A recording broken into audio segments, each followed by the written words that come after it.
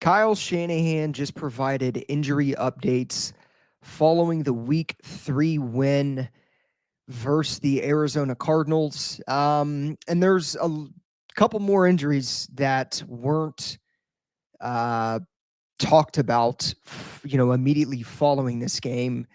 But I obviously want to get into first. He provided an update on Nick Bosa. If you guys haven't watched my recent video, I made pretty much an immediate reaction to the Nick Bosa news, just crushing. I mean, in every way, shape, or form. It's not supposed to be how his season, ended.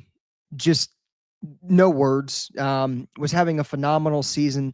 This team is going to miss Nick Bosa. It's absolutely gut wrenching for every 49er fan, for the team, for the locker room. Robert Saleh, I mean, for him to come back and for Nick Bosa to get this, to suffer this injury in week 3, with his first year back as the Niners defensive coordinator. Can only imagine how he feels. Yeah, I mean, I talked about it in my last video. This team just can't catch a break, man. Every goddamn game, they suffer an injury. Somebody gets hurt every game, every single game. I don't know what it is. I think it's just me coming to terms. This team is cursed. It just is. Second time Bosa's tore his ACL with the 49ers. Did it in 2020, week 2 at MetLife versus the Jets. I'll never forget how gut-wrenching that one was as well. But this one, man, is just, it's terrible. This defense is very young. It's a lot different than what it was last year. And while they're having success, you need a guy like Nick Bosa. You need a veteran guy like him to just be around these young starters defensively. It's just terrible. I mean, you need all the veteran help you can get when, knowing that the 49ers have a young defense like they do. And for a guy like Bosa to go down, yeah, I mean, I can talk about this for hours. It sucks, man, in every way, shape, or form. But either way, Shanahan provided an update on the Nick Bosa ACL tear. He said it's as clean as it gets. There's no further damage to his knee beyond the ACL tear. So recovery and rehab will be a little easier, I guess. But obviously a long road ahead for Nick Bosa as he recovers from this just gut-wrenching ACL tear injury. That's now, again, he's torn his ACL in both knees. Yeah, I don't know, man. Just brutal. In other words, or in other news, can't even talk. That's how sick to my stomach I am. In other news, 49ers defensive tackle CJ West broke his thumb in the game yesterday. So CJ West will have surgery tomorrow to repair the broken thumb. His status for Sunday versus the Jaguars is probably questionable at this point, but he still has a chance to play with a cast on Sunday. So, who knows what's going to happen there. That was one of the injuries that wasn't talked about at all following the win versus the Cardinals. Obviously, I mean, I'm sure they probably didn't know that it was broken until maybe an MRI showed that. So, yeah, broken thumb. Again, he's going to have surgery tomorrow, and he might be able to play with a cast on Sunday, according to Kyle Shanahan. So that's going to be one to monitor as we get closer to week 4. CJ West actually, I thought had a pretty good game yesterday. I thought he kind of stepped up. All of these young guys, Alfred Collins, CJ West, Michael Williams is getting, all of these guys are getting better and better week by week. Upton Stout had a phenomenal game yesterday.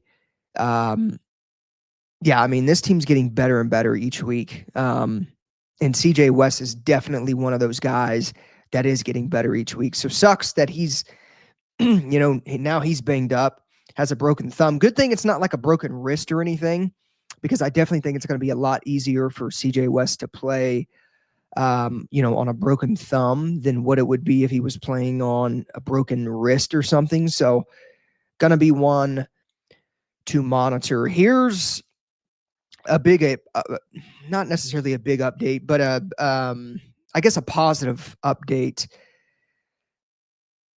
Kyle Shanahan touched on the Brock Purdy injury. He is expected to practice once again this week.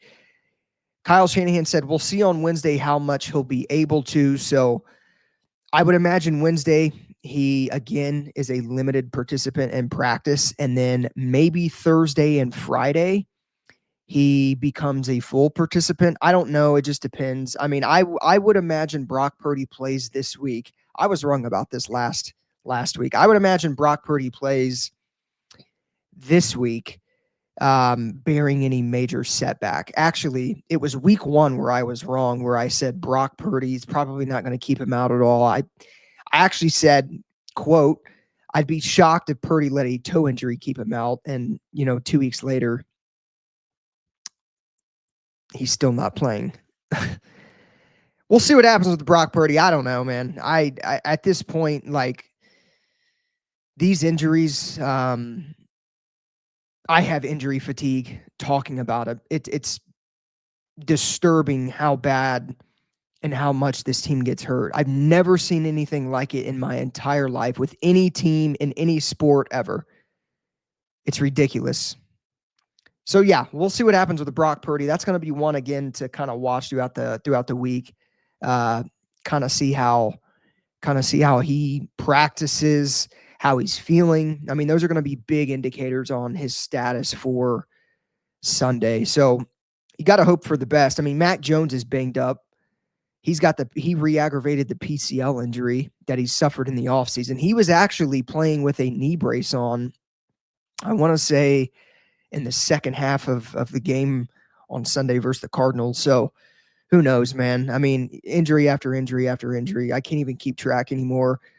We got a positive update on Jauan Jennings. So Jauan Jennings had the ankle and shoulder injury that ultimately kept him out versus Arizona. He didn't practice at all last week, which was obviously a big indication that he wasn't going to be able to play on Sunday. And he didn't. He was ruled out. But Kyle Shanahan mentioned that he will be considered day-to-day this week as he recovers from the ankle and the shoulder injury. So I would hope that Jauan Jennings is back versus the Jaguars. It doesn't seem like he's dealing with something too serious, but obviously serious enough to keep him out at least a game. I would expect Jennings back at practice.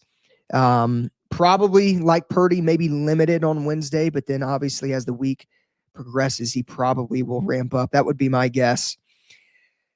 And then I guess I can kind of touch on this a little bit. So Kyle Shanahan mentioned, we'll go back to Nick Bosa real quick. Kyle Shanahan talked about the possibility of seeking trades, obviously after Nick Bosa's out for the year. Shanahan said, we'll look at trades like we always do, but there's got to be trade options that make sense for you and the other team. You can't do that stuff just to do it. So not surprising. I definitely think I mentioned in my most recent video where, I kind of reacted to the whole Bosa situation. I think they do have to trade for somebody. I think they probably will trade for somebody. There are guys out there that the 49ers could target. Again, I said it in my most recent video. Trey Hendrickson is on the final year. Actually, Trey Hendrickson, I believe, got paid. What am I talking about?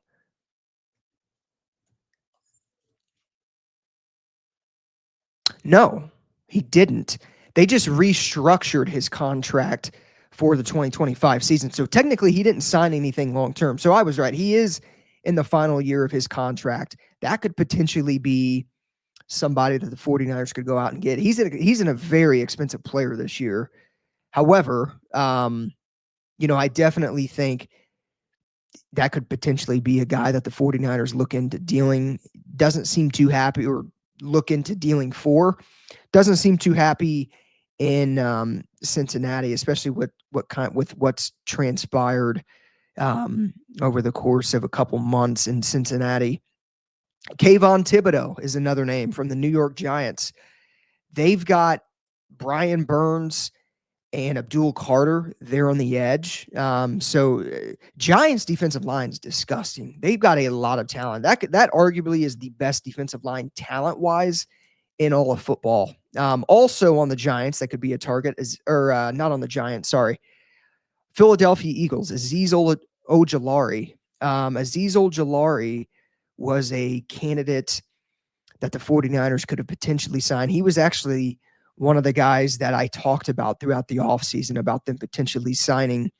Azeez Ojulari has been a healthy scratch for the Eagles for the first 3 games of the year. He hasn't played at all. So maybe they could go out, make another trade with the Philadelphia Eagles for another edge rusher. Again, they did that with Bryce Huff, but maybe they could go out and get Azeez Ojulari. That would be a decent move. Ogbo Okoronkwo, that's a tough name to say. He could also be a potential edge rusher that the 49ers go out and get. He's also a member of the Philadelphia Eagles. And then Arden Key. Arden Key could be another name. Arden Key actually used to play on the 49ers. He was on the roster in 2021. He is currently I don't believe he's playing. Actually, no, he's on the Titans. He is on the Titans. So he is playing for the Titans. But all of those guys are potential trade targets for the 49ers in the midst of this Nick Bosa injury. So those are the 49er injury updates following week 3. Let me know your guys' thoughts. It seems like they got good news on Jauan Jennings. We'll see with CJ West and the broken thumb. Purdy, don't even know. I would imagine he plays. If I was a betting man, I would think that he plays on Sunday. Especially just this team needs a morality boost, and Brock Purdy coming back would do that going into week 4, especially, following this Nick Bosa gut-wrenching news. So yeah, we'll see what happens. Jennings, Purdy, CJ West, Nick Bosa, most notable injury updates following the week 3 win versus the Arizona Cardinals. Let me know your guys' thoughts on these injury updates in the comments down below. I'll continue to keep you guys updated throughout the week on some of these injuries. We'll see if the 49ers make a move for an edge rusher as they look to continue the season without one of their top 3 players in Nick Bosa. So let me know your guys' thoughts in the comments down below. As always, go Niners. I will see you guys in the next one.